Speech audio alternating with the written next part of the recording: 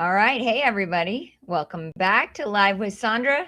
Today, we are heading up north to talk about strategy, leadership, and the business of fun, Canadian style. Because when it comes to balancing pricing, people, profits in the attraction world, few do it better than my guest today. He's been shaping experiencing experiences, building strong teams, and setting the standard for excellence in this industry for more than 3 decades. You're going to love this conversation. But first, let's roll the intro.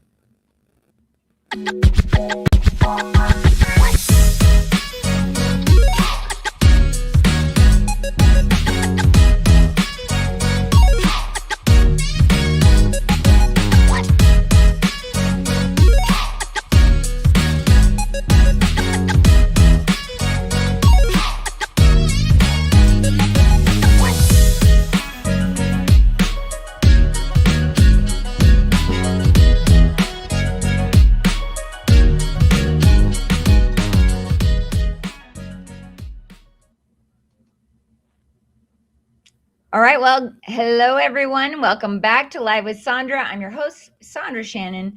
And today we're going to be taking a closer look at what it is like to call, or we're going to take a closer look at what I like to call Canadian advantage in our industry, how strategic leadership, smart pricing, culture driven teams drive sustainable park success. But first, I want to take a moment to thank our sponsor, Gatemaster Technology, the all-in-one ticketing and point-of-sale platform for powering the attraction industry for over 30 years. And there's something really exciting coming up, the GT Summit 2026, happening March 11th and 12th, right here in Denver, Colorado. It's a 2-day experience where operators, executives, and innovators come together to talk about the future of tech, pricing strategy, and guest engagement. You can learn more about the GT Summit at gatemaster.info/GT Summit 26. And trust me, you will want to be there. Now, my guest today is a true Canadian icon in the attraction industry. Bob Williams is the general manager of Calaway Park, where he's been leading operations and shaping strategy since the early 90s. Over the decades, Bob has become known for his deep understanding of both people and business, blending operational excellence with a strong sense of service and community. He's been honored with Travel Alberta's Ambassador Award and the IAPA. I'm going to get this word wrong. He's going to have to tell us. I know it. It's a meritorious service award. Sorry, guys. I'm a dyslexic. I learned a new word today.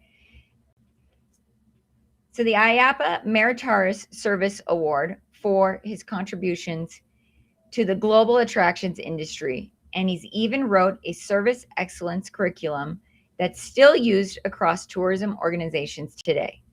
And when he's not leading at the park, you can find him on the golf course or squash court. I don't know if I know what squash court is. That's another question I have for him. The two things he says he absolutely can't live without. Bob, welcome to the Live with Sondra show. And I knew I was going to get that wrong. Okay, so first things first.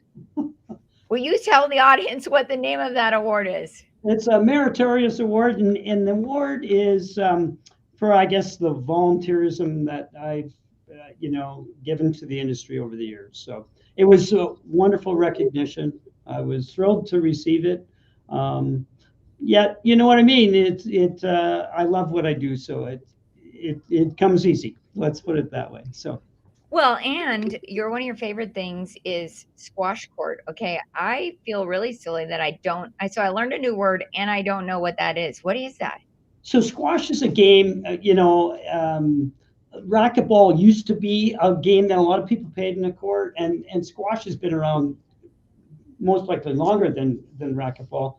But it's a similar court. It's the rackets are a little different. And it's a cardiovascular game, but it's wonderful. It's just if you want to deal with stress, that's the game for you. Well, I'm gonna have to look this up. And it sounds like between that and golfing, which one teaches you the most about leadership?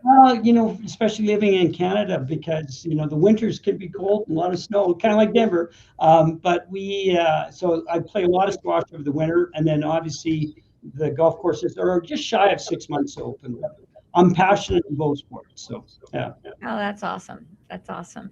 it's great. Well, I'm so excited to have you on the show today for a couple of reasons. One, because we've met the last couple of years at IAPA Public Affairs Conference, and I definitely want to plug that today because I know Yeah. you and I both know and believe that more and more attractions and even manufacturers need to be attending this conference so we can advocate for our industry. But one of the things that really stands out to me every year is that you're joining us from Canada Yeah. to do this work and to sit and advocate side by side with so many of us that are going up on Capitol Hill. And, first want to thank you for doing that because it's always been such an inspiration to me. And I was telling Bob this earlier in our pre-show chat. You guys miss out on a lot of fun in the pre-show chats, but on our pre-show chat, my daughter attended public affairs with me this year, and when she kept saying to me today, she says, "I just love Bob. I'm so excited for this show today. So I know this is going to be a great show for Yeah. our audience." And thank you again for joining us. Oh, no, I'm thrilled to be here, and it's my first podcast, so I hope I meet the expectation. Oh, you're doing great. Well, today we're talking about Canadian strategy, pricing, people, and park profit. And I love this because it kind of captures perfectly how strong operations come down to three pillars, right? Smart pricing, great people, guest first innovation. So I'm really hoping we can jump in with some questions. And also, you know what though? Did we do okay on your bio? Oh yeah, no, that's great. Yeah, Okay. that's all good. Yeah, Okay, good. I want to make sure that the audience knows yeah, you yeah, before we get no. started. But, I do think that you have such a kind of a unique vantage point leading one of Canada's most loved parks. And what are you noticing right now? Because it's an interesting time in attractions and travel. But what are you noticing right now about the state of attractions in Canada compared to that of what's happening here in the US? Well, Sondra, and just to share some information from a statistical standpoint, one of the things with whenever you have trade policy in either country, and Canada and the United States has has had we're like brothers and sisters, right? Like that's what we should be. And so when you have trade policy and difference, which you will have, and that's up to each country to determine what's right for them. Yet, due to the recent policy that's happened, it has brought Canadians, the silver lining for Canada, regardless of what the outcome will be, is it did give us a bit of a kick in the butt. We were complacent as a country to be so reliant on the United States as our primary, and in a lot of cases, our only trading policy. So that actually kickstarted what progressed this summer. And what ended up happening in the summer is that, and that there's not a formal boycott. So I want to clear that up. There is not a formal boycott of Canadians not going to the United States. Yet it was a way for Canada and our federal government got into, well, let's buy Canadian, let's support Canadian as we work through this trade policy. So that's how it basically it came. And then there was this whole thing that, Canadians have elbows up. But what I wanted to share at a conference that we had at TIAC in Canada, which is the Tourism Industry Association in Canada, our elbows might be up, but our arms are open. And we want to be we want to invite everybody from the world, and especially our friends in the United States. So please hear that perspective. But what the result was in Canada's result, we were up a little over 3 billion in tourism dollars over the summer period. There was a 6% increase in tourism attendance in the facilities across the country nationwide. And there was a 3.5% increase in international visitors to Canada. So from that perspective, that was the impact of Canada. Our prime minister at the time then had initiated another policy called the Canada Strong Pass. And what he did was he said all national museums in the country and all national parks are free. And so so you can see what happened there. And some of the national parks, they don't want any more tourism, like they're busy as it is, but boy, did it ever have an impact. So that's what it kind of happened on the Canadian side. On the American side, and I cite as my source of information to be TIAC in Canada, and then the USA Tourism Association on that side. But the actual loss from Canadian spending in the US was about $5.7 billion is what they agreed upon, both in about the September-October period. And for the first time ever, this is in over 20 years, during this summer, that might change in the wintertime, but during the summer, more Americans coming to Canada than there was Canadians going to the US. Wow. And in 2024, and this is just the last stat I'll throw out in the stat world, but Canada represents 28% of the international visitors to the United States. So in 2024, the United States had approximately 74 million international trade visitors. So Canada was about 28% of that 74 million. So when you have that percentage, which is 20 million plus visitors, and then you take 40% of that away because they're not coming, you can then just see the impact. Like you can see what the trickle down impact is. And it's not good for either country, right? Like, we share so much together. And what I would emphasize to listeners and to a lot of people in Canada is that we want a good relationship. We want things to be good, and we want we want you to come visit us. So so Yeah. from that perspective, and I'm not worried. And so just on the trade, I'm not worried about manufacturers, suppliers. That will get sorted out. Supply chain, we all saw what happened at post-COVID on supply chain. That was no good for anybody. But supply chain will get sorted out. What I worry about is the sentiment, right? And that's what we have to work on in the industry. And both countries and both industries have a responsibility to nurture that from that perspective. Yeah, and I love what you mentioned about sentiment, because I think that it is so important, be it America, Canada, or any country for that matter, because this industry is a global industry. Yeah. It really is. These experiences that we're giving people, transcend countries, in my opinion, because it's what we do, right? Yeah. It's Yeah. what we do. And yeah, I really appreciate you sharing all that information about what it's looking like and where we're going, and like you said, the sentiment that, because I agree. I remember when I first heard the statistics about how more there are more people leaving than coming right now, right? And I think that was some of the information that we were given at the IAPA Public Affairs this year with regards to, the Visa Integrity Act and the different things that create a barrier of entry for people who might be coming to attend our parks. So, and I know you learned a lot about that. Yeah. Yeah, absolutely. And excuse me, one of the things that I think that gets lost, and what I think people need to understand, tourism brings investment. Yeah. And the silver lining for all of us in both countries right now is tourism has a voice.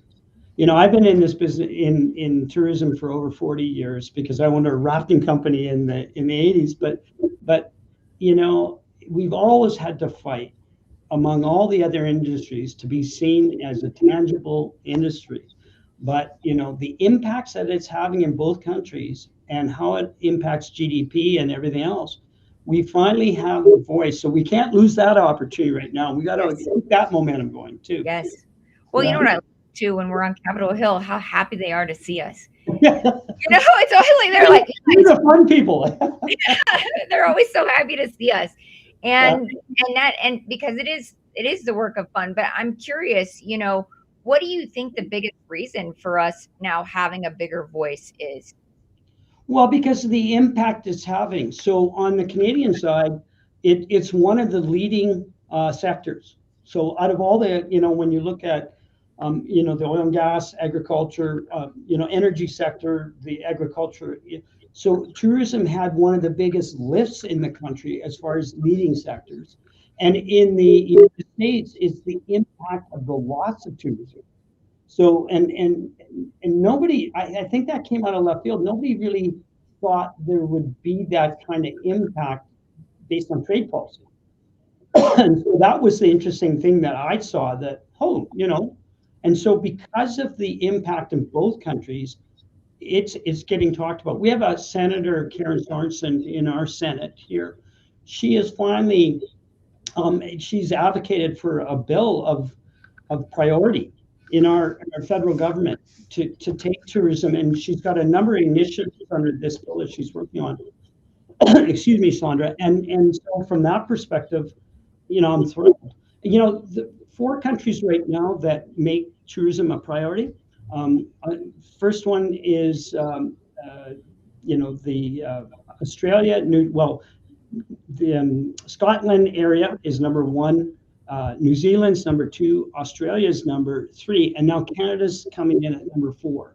And Wow. actually making the industry that important to our federal government, right? But these other countries, it's a priority, and they put money behind it, and they support the industry, and so it's time to advocate, and it's a time that we got an opportunity here, and so we got to take that too. Yeah, I love that. And I love that you're calling that out because I think it is important. I also think it's important to the people, right? Huh. Experiences more so than ever, because I know you and I have both been in this industry for quite a while.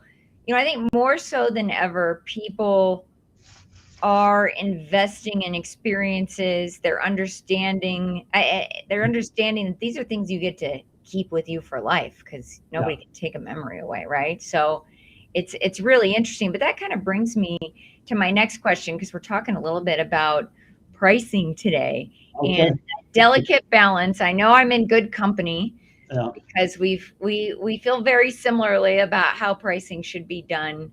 And how do you approach the conversation around value for money? So speaking of these experiences, how do you approach that conversation around value for money for guests while still managing rising operational costs? And I know some of those operational costs come from what's happening both in our economies and what's happening in travel and tourism. But balancing all of that,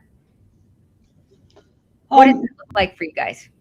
I'm a little old school. So from a pricing perspective, the question comes up at our facility a lot, but I believe in free parking.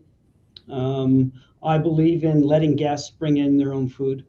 And my sensitivity around pricing, as we discussed earlier, is the market starting to price itself out of the market. And I always look at it from a family of four, family of six, or whatever, going to any facility, and what's it going to cost them? Yeah. You know, there's all sorts of pricing things. If you Google it, they can say that pricing should be $8 to $14 per experiential hour. And that's how you come up with, you've got 7 hours of an experience, what should your price be? There's all those kind of theories on that. Yet what you don't want to do is make pricing a barrier. And so that's where you have to look at your facility. As long as you know what your target market is, and you know what your geographic, your demographic and your geographic targets, as long as you understand that, you need to ensure that, from a pricing perspective, that you've actually priced your product appropriately for what the market will bear and what the market wants to pay. And so, value for us, we try to, and I'll take it a little bit into the experience side of this, but I always believe that, Walt Disney, and this was learned at IACOS, he talked about the peak end rule, right? So when a guest comes to your facility, the peak end rule says you should awe them upon arrival, and you should end well. Whatever that, and that's why they always have, their fireworks and everything at the end. And it's to benchmark that experience. And so he also talked about that a guest should have at least 8 experiential experiences within that time period whenever they're there.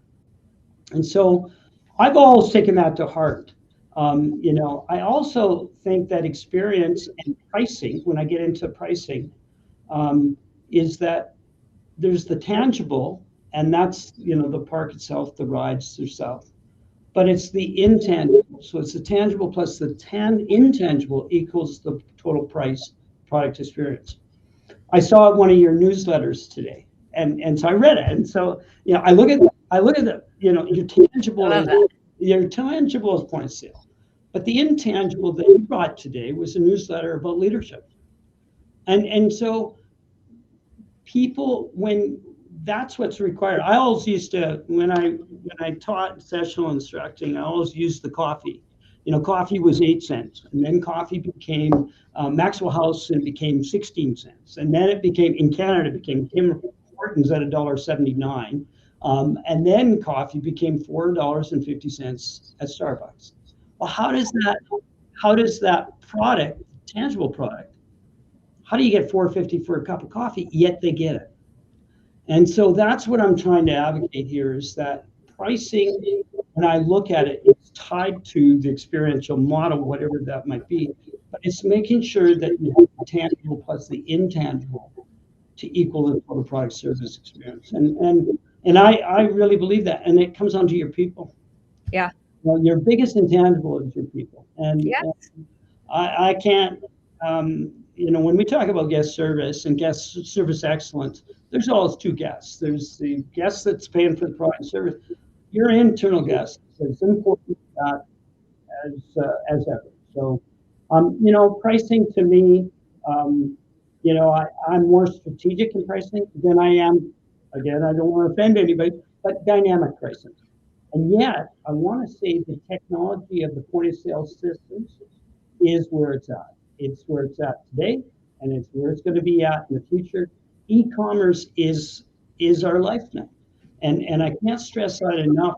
I'm an old, I talk about being the old guard. There was a young group here that really pushed me, into the whole e-commerce and the digital age, and I needed that, and I thank them every day for that. Yet, it's efficient. It brings down cost. It brings down it. We used to print 80. We have 80,000 season pass holders, so we used to print 80,000 cards, and then have to mail them out and have to process all of that. Now all of that's digital, and I can't emphasize that enough. So, Bob, I came from a time where we would take Polaroid pictures. Remember that? Put them on the cards, and that was your best. At our old QSRs, we used to do that for our members, and it's like, to your point, it's so different. But also, I think, if I can just add something, the e-commerce experience and understanding your pricing strategy online is so important, because you're also meeting these guests where they're at online, and that's ultimately why I think e-commerce has become really pivotal. You have to have it in your attraction business. If and I'll be real, if I can't I don't book birthday parties much anymore because my kids are older. But when when my kids, probably the last one I booked, if I couldn't have done that online at midnight or whenever I had the opportunity to do that, I probably wouldn't have booked with that place if that wasn't available to me. And just saying that, Sondra, I'm not saying you don't have price. So for example, we have our gate price, but then we have our online price, which is less cost. we have an after two price.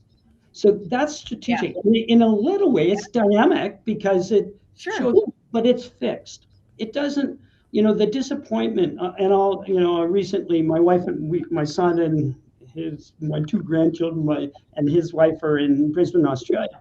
And I purchased my tickets. We've been down there way too often, but purchase the tickets 6 months out and paid a price. And then only to find out, and kind of angry, that the price had dropped by about 800 a ticket if I had just waited from that dynamic time. So it's about guests' expectation. And on the e-commerce side, guests expect it now. Like they show up with their phone, what ticket? Yeah. You know what I mean? So, and here's the other thing I think is really important for your audience to hear is that if the rate of change on the outside is going faster than the rate of change on the inside of your park, the end is near. So if the rate of change on the outside is faster than the rate of change on the inside, then the end is near. So as facilities, we have to stay current. I'm not saying you have to go after AI is a big one right now, right? How are we going to be impacted by this? I'm not saying you have to go all out in that. Yet you can't get complacent. Yes. Because complacency is what ends up happening. It'll turn around and it will cause you concern. Okay, well, can I say something about AI? I think because you're a good company when it comes to dynamic pricing, I am very open on this show about not being a fan, and I'm sure that does not make everybody happy when I say that. But, similar experiences, right? I told you a story about how I was taking my son and his friend to a park in Southern California, and the mother sent me with so much money. And we went to go buy the tickets, and the prices had gone up, and I just didn't have the heart to go to her and tell her I needed another $75 to get them in. So I still got them in, but that was an experience where maybe they didn't gain my trust. I Right. don't say Yeah. parks. I think that I think your pricing strategy is part of the trust building that you have with your guests. But you brought up AI. I think because as somebody who pays attention to algorithms, because it's my business, Yeah. I start noticing the places that I frequent, what the algorithm is, and get around it as much as I can, right? Especially if I know dynamic pricing is involved. But what I think is also interesting about what's going to happen, and I just want to share this idea, is it's only a matter of time before people start asking the AI, what is the algorithm and how do I get around it? Yeah. And this is why transparent pricing is so important, because you're asking for a price that is fair, it's manageable for a family to understand, to plan, because it's an investment that families are making. You mentioned 4 to 6 family members. I've got 5 people in my family. It's an investment to take our families to parks and to have experiences. It's an investment we want to make because it's an investment in our families. Yeah. And we will. Yeah. That's the thing. I look at what's going on in some of the major parks without naming their names, but I look at the cost for the ticket, for the parking, and that's before you even had something to eat. And I think part of the industry is dealing with capacity through pricing. Yes. And so they can, but it still doesn't reduce lineups. And so you're paying that price, and as that person that paid it, whether it be the mom or the dad or whoever was in the family unit that paid that price, when you're standing for 2 hours in the lineup and you think, well, boy, we're going to have maybe 3 or 4 rides today. Wow. Like we got to figure this out. It's Yeah. to the point where it's not right. And people will leave they'll find other alternatives. They'll get into other things, and so we've got to be sensitive and we got to be conscious of it. And Yeah, I don't want people to hear you do have to raise prices to keep up with cost. I get that. Sure. I understand that. Yet it's how you do it in a sensitive way that I think is really important. Yeah. Well, and I think you said something that I really like, and I also want to call out is, the pricing shouldn't be a barrier. Yeah.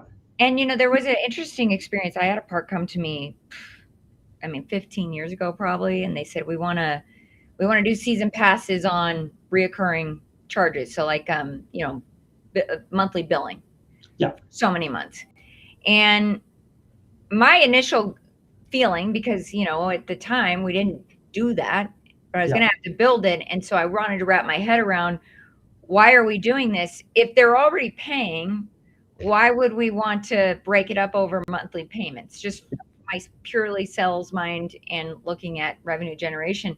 So I started asking these questions, and to my surprise, after we built it, it wasn't the customers who were paying in full that ended up buying these passes on monthly payment plans. It was a whole entirely different demographic.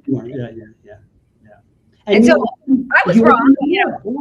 I was wrong at that moment. I'm glad we did it. Yeah. And it really opened my eyes to, the fact that sometimes you do need these different options in order to get around that barrier to entry that some families have. Absolutely. Yeah. Yeah. So, you talked a little bit. I appreciate you plugging my newsletter today, because you talked a little bit about the newsletter was on leadership, and I'd like to just touch on leadership a little bit, because that's one of the things that I really appreciate you. And you've said before that culture drives success. What's maybe one tangible thing that you do at Calaway Park to consistently build and protect that exceptional service culture? Well, I'll tell you one simple thing, and it's having fun. Yeah. I got to talk about this a little bit. I do want to say out of your newsletter. So let me back up for a minute. So in your newsletter today, you put attractions don't rise because of the perfect conditions. They rise because of empowered people. And then your other quote on that was, great leaders don't wait for momentum, they create it. And let's just talk about leadership as a whole first. Leadership versus management. And so leaders, in my mind, they have to be technical, so they need to know their craft and skill. They need to be humanistic. The number one thing leaders need to do is care for their people. And typically at the manager level, that's what you get. They're technical, they know it, and they're humanistic. But leaders need to be conceptual. And they need to have, as Stephen Covey says, they need to have the end in mind, right? And so when I think of the one thing at Calaway Park, I've been here 35 years. My HR manager, she's been here. You wouldn't believe, she looks like she's like 40 something, and she's been here for 44 years. Wow. My games manager, and Angie, she just celebrated her 30 years on Saturday night. We had a function then. Rides manager, 22 years, marketing manager, 22 years, our IT, warehouse, campground, 22 years. Like, we've grown up together. And what is the one tangible thing we did? Well, in the 80s, the park was, we call that survival years. In 1991, we did a new corporate strategy. And the new corporate strategy was, your smile is our mission. And the whole strategy, and it goes into a whole bunch of key things. But what it does is it talks about values and beliefs equal standards, and standards equal behavior, and behavior equals outcome. And so if I look at from that perspective, and what we've done here that I believe is all about our success, is it's all about the people. Yes. And coaching and training and where a lot of people have mission statements and a lot of companies have invested in strategic renewal and everything else, they go ahead and they do those first two things. They get that clear on what's important, and then they write a bunch of standards, but that's where it falls off the cliff. It's all about the behavior that we have to focus on. And so, in the winter we have a group that goes through coaching sessions. So we do coaching sessions through our winter months. We put a lot of time into our training manuals and into our training. Our rides team, and this is a cost. This is a big cost. We have 800 seasonal employees at the park. You've got about 200 or more that are rides employees. but we have 3 midsummer sessions that are an hour and a half long. They're broken up so that everybody can attend. 3 nights. We do that 3 times a year. You can look at the labor cost to do that, but the investment in that each is to talk, is to communicate, and it's all about communication. Yeah. So when I think of, the one tangible, even though it's a little intangible, it's about communication, it's about clarity, and it's about focus and having high standards. And team members can't take a cell phone to the ride. They can be terminated for having their cell phone. If a parent calls us and says, "What's Johnny's schedule tomorrow?" Sorry, we didn't hire you. We hired Johnny. So please have Johnny phone us back. We won't talk to a parent. Like now, if there's a situation that warrants that, Sure. but that's the point I'm saying. And what we're finding with young people last year, and I give my HR team, they built a brand. We had 5,000 applications for employment last year. We interviewed 1,400, and we actually hired 800. And so when I look at that, and I think, well, we don't have an employee problem, but we've done it. And so in the morning with our team members, they have a daily brief every day. Every department has a daily brief before we open. They get them together. They talk about. They even give them an update. Here's the events going on today. Here's group sales going on today, and it's about communication. And I, from a leadership perspective, but the leader has to be. I always say the leader has to be having fun too. I love my job, Sondra. Like there's not a day that I don't come here, but this whole team does too. It's not about Bob. It's about what they deliver, and they do it day in, day out, and Yeah. so it is. Well, I mean, that's incredible that you've had people that have been there as long as they have, and I think it speaks volumes, especially with today. I mean, I'll tell you, part of the reason I'm writing that emails like that is because I had a meeting just a few weeks ago with some industry colleagues, and one of them kept saying there are no good people, and it just actually broke my heart. I didn't want to argue with this person, but it broke my heart because I don't share that sentiment. No. I think that it is a culture that, like you've spoke to, it's communicating with people. It's not just showing them how to do the work. It's giving them the why behind why we do what we do, because what we're doing in this industry is so much bigger than cleaning the bathrooms, right? It's But that's part of it. But for me to be out there in the parking lot, with the parking team, they're saying, "Oh my God, Bob's out here! Like, what's he doing yeah, here?" And yet I have fun with them. I'm a strategy guy, and I'll be on this. And there was an aha moment probably 20 years ago. I will share culture kicks strategy any day out. sure. You create the right culture. You have won over half of your whole business concerns by creating the right culture.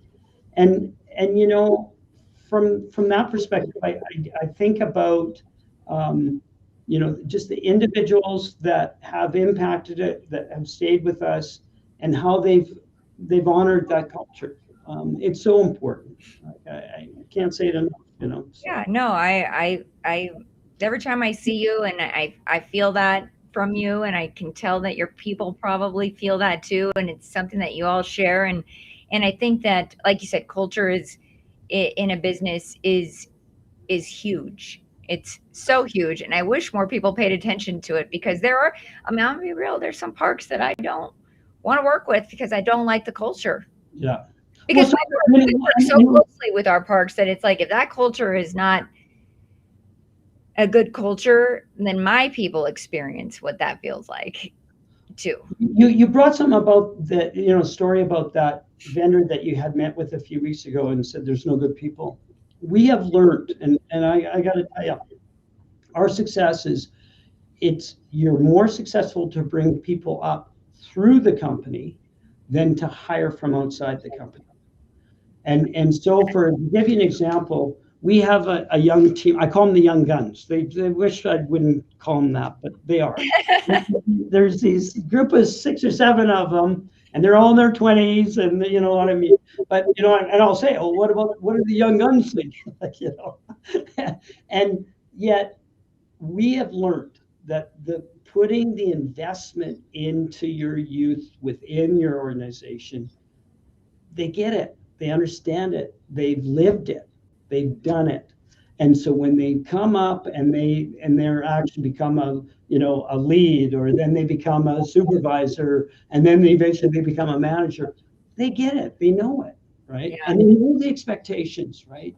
And so that's, you know, back to leadership, that's the responsibility of the leader, is to be really, you know, for the company, to be clear on expectations, but also be clear on the conceptual side. Where are we going? What are we doing? They want to hear about the capital expenditure for next year. You know, they want to hear about the challenges that we're having on some road construction. You Right. know, that's of interest to them, and it's important you share the whole picture, not just the picture that you think might impact them. They want to be invested into what you do, and you got to create that. Well, I think, I learned something from one of my mentors. People want to see themselves in the future of what you're building in a company, right? Yeah. If they can't see that, maybe that's why you can't keep them, right? If maybe that's what this person's experience had been, with finding good people. But the truth is, I think that, your marketing should be also for your team. There's so much of showing people what that path looks like for them. And it's one of the things I really do love about this industry. It's funny. I was talking to Dr. Steven Sims. Yeah, doctor. He and my sister have been friends for, I think, like 18 years. And he said, yeah, we've kind of grown up together. And I love this industry for that reason, because it is kind of something that's unique to us. Yeah. A lot of us have grown up together. And that is, I just think, such a unique thing that we have in this industry, that you can start off as somebody who's maybe a ride operator and then end up a general manager someday. We're very lucky to have be in an industry that's not only fun, but where we're winning together, and we can create cultures that do that. Going back to, the whole technology thing, we're the only industry that ensures that you have to have human connection. Yeah. And the experiential economy, and we've all talked about that. We talk about, we've gone, in some cases, the transformational economy. Look at what's going on in the wellness industry. You used to go to a spa to have a massage. Well, now you go to the spa to get a massage, a diet, life-changing. Yeah. And so when we look at that, our industry is on the biggest uptick, I believe.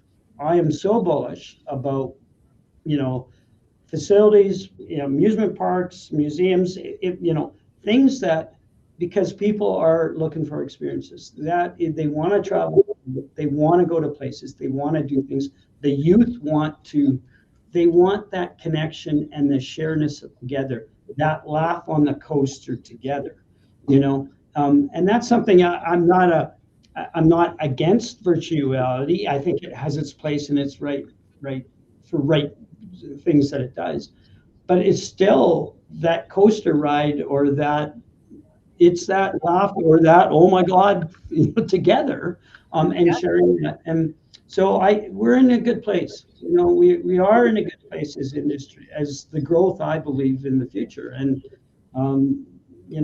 we just can't take it for granted. Well, I think, and I don't like bringing up 2020. It's one of those years that doesn't feel real to me, but we bounce back with a vengeance. Yeah. And this is what makes me so proud to be in an industry like this. And also because I think consumers or guests realized that they needed it too. Yeah, right? absolutely. They needed it too. And it's quality of life. This is important work that's being done here that we're doing. And I will say this, I go to a lot of IAPA meetups, and I get to see a lot of the same faces, and And I love that you brought up the rides, because there's so many friends that I've made, even just at this last IAPA, I had friends come to me and say, okay, let's do a Oh, you've gone quite, yeah, your audio experiences. is gone. Yeah. Uh-oh, can you hear me now? It's back now. Yeah, it's back. There we go, live show. Yeah, Remember I told you it sometimes it's just raw and things go wrong. But yeah, I really enjoy seeing friends, and I do hope I get to ride a ride with you one day soon. We're in a ride together. But I know we're coming to a close here, but Sondra, I'll finish by saying what people don't understand in the industry, and it's not just what we do, but the number one deliverable is answers.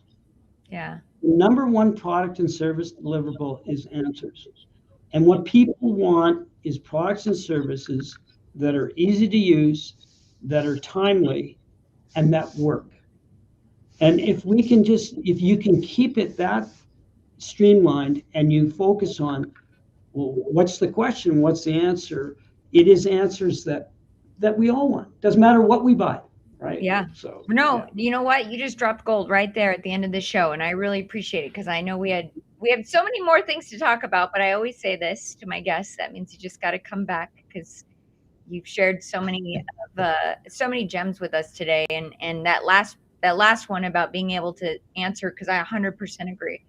I think that if we can just answer our guests. You got audio again. Oh, yeah. No, you're back now. there we go. I don't know what's going on with the mic today. Okay.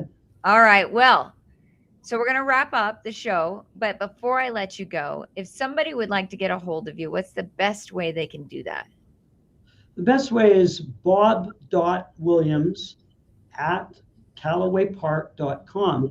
And Calaway is spelled Calaway park.com. Everybody thinks we're the golf Calaway. We're not.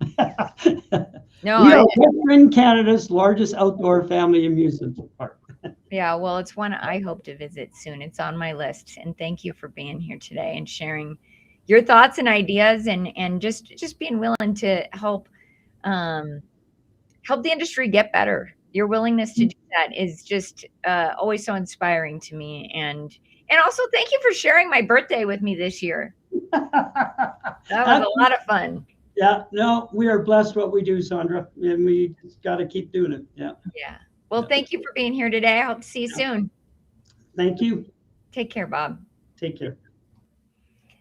All right. Well, that was a fun show, and I hope you guys can hear me, because I think we're having some mic issues today, but that's the live show aspect of this.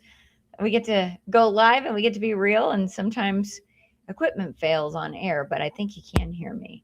So before I let you go, I just want to again thank Bob for being here today and his insightful and heartfelt conversation. And, it's just something that you get every time you see him. So I hope you will connect with him, and I hope you did enjoy the show. And I love how he's weaving strategy and service into this conversation that we had today.